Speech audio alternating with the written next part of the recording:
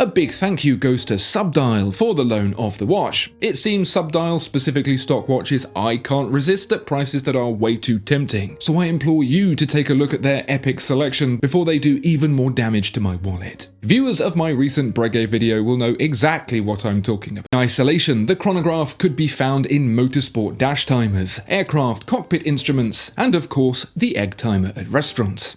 What really sent things into a tailspin was the abandonment of the pocket watch format, replaced by the more convenient wristwatch, and the watchmakers weren't really sure what to do.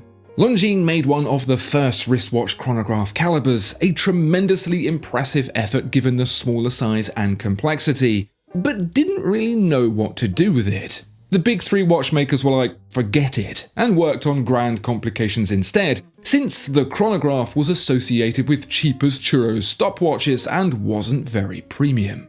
That left standalone caliber manufacturers like Valjoux and La Manière to have a crack at it instead, and that's where we found ourselves with the Omega Speedmaster, the first sports chronograph wristwatch ever made.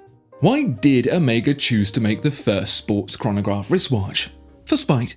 It was the 1950s and Omega was supposed to be the biggest mainstream watchmaker in the world, and they were getting schooled by a young German by the name of Hans. And so, where previous decades had been filled with graft, strife, or both at the same time, the 50s introduced the novel idea of being able to afford time off to do things.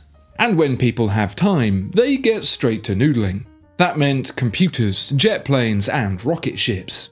We'll get to those in a minute.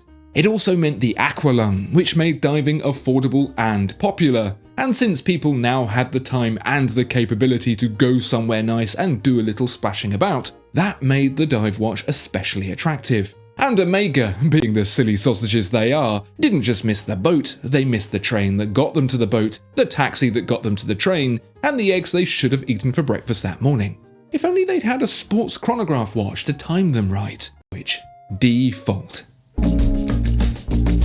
So once you've taken a quick moment to check and see if you're subscribed, a big thank you if you are, let's take a closer look at the luckiest watch ever made. Really, what's worth noting is that this is the chronograph wristwatch that set the trend for putting the tachymeter, usually printed directly onto the dial, outside on the bezel instead.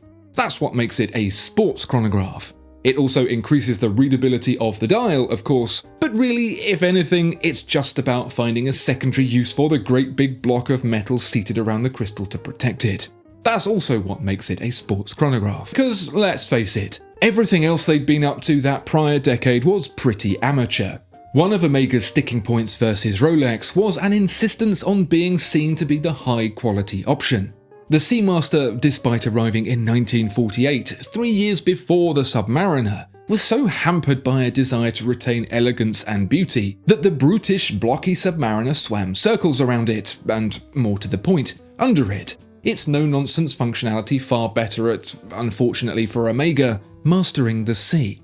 You see that lingering hope Omega had of being the pretty one in the incredibly wide polished bevels on the Speedmaster, added to the professional line once Omega realized people were actually paying attention to it now. Somehow those bevels are more than half the width of the lugs themselves, giving it a distinctive shape that's since become synonymous with its sports watches. Except when it insists on filling up its catalogue with a bunch of stuff that feels completely out of place. Personally, I think one of the most interesting angles on this watch is the side, because it's only really then that the addition of the bezel really becomes prominent.